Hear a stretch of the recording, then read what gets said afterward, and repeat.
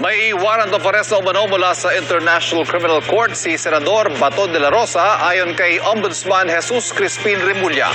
Pero ang ICC may paglilinaw sa impormasyon na bineberipika rin ng Justice Department. Nakatutok si JP Soriano. The ICC has issued a warrant against Senator Bato de la Rosa. Warrant of arrest. Warrant of arrest. Ito ang anunsyo ni Ombudsman Jesus Crispin Remulla sa kanyang programa sa radyo. Yan ba i-confirm na, Ombudsman? I think so. I would say so. Na I have it in good authority. Oo. Na may nakipag-usap sa akin kanina.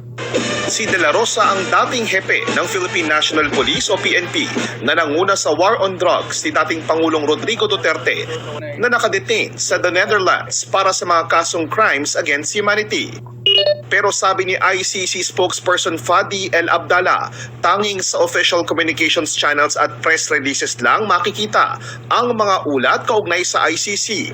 Sa ngayon, walang anumang arrest warrant sa ICC website. Si Executive Secretary Lucas Bersamin sinabing wala pa silang natatanggap na opisyal na report pero maaari raw na naglabas na nga ng warrant ang ICC at hindi ito dumaan sa Interpol. Wala pa rin daw natatanggap si Interior and Local Government Secretary John Vic Remulla na red notice mula sa Interpol. All that information came from Senator Trillanes. I heard the same. But I checked with the Center for Transnational Crimes ay wala naman nakukuhang red notice. Unverified news ang dumadating sa atin. Ang Department of Justice kumukuha pa rin ng impormasyon. Wala pa rin impormasyon ang kampo ng mga biktima sa pangunguna ni ICC Assistant to Counsel Cristina Conti. Ayon sa abogado ni De La Rosa, wala silang independent confirmation kaugnay sa warrant ng senador. Kung mapatunayan daw na totoong may warrant na ang ICC, nagtitiwala sila na ang gobyerno ng Pilipinas ay kikilos ng naaayon sa rule of law. Anumang aksyon ay kailangan muna raw dumaan sa local judicial confirmation process sang-ayon sa konstitusyon ng Pilipinas, due process at sovereign rights ng Pilipinas. Sinusubukan pa namin kunin ang pahayag ni De La Rosa na nauna nang nagsabing hihingi siya ng tulong sa liderato ng Senado sakaling ilabas ang warrant laban sa kanya. Siniguro naman ni Senate President Tito Soto na hindi nila papayagang arestuhin si De La Rosa sa loob ng Senado bilang bahagi ng institutional courtesy. Pero kung sa labas ng Senado mangyari, hindi na raw nila ito sako. Para sa Ganito na ba talaga kababa yung klase ng pamamahala dito sa Pilipinas? Mayroon ba tayong sariling judicial system dito sa Pilipinas na umiiral ngayon? Alam ninyo, kung ganyan ang mangyayari katulad dun kay dating Pangulong Duterte na aarestuhin na lang bigla ng isang banyaga na wala namang jurisdiction dito sa Pilipinas. Napakaliit na o napakababa ng tingin ng ibang bansa sa atin. Anong mga alipin lang ba tayo? Di ba maraming mga politiko na sabi ayaw nila magpasakop sa ibang bansa? Galit na galit sila, di ba? Pero anong ginagawa nila? Mayroon tayong tatlong sagay ng ating gobyerno, di ba? Yung ehekutibo, yung may presidente tayo. Legislatura, mayroon tayong mga senador, kongresista.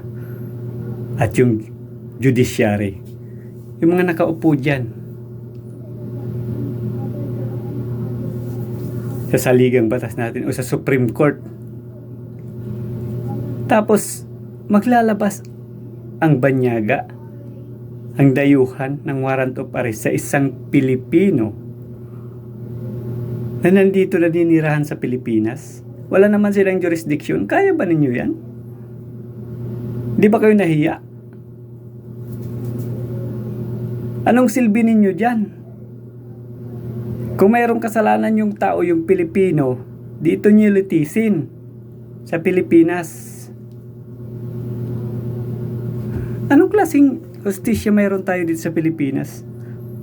Hindi ba ninyo kaya na gumawa ng sariling investigasyon at litisin yung taong yan?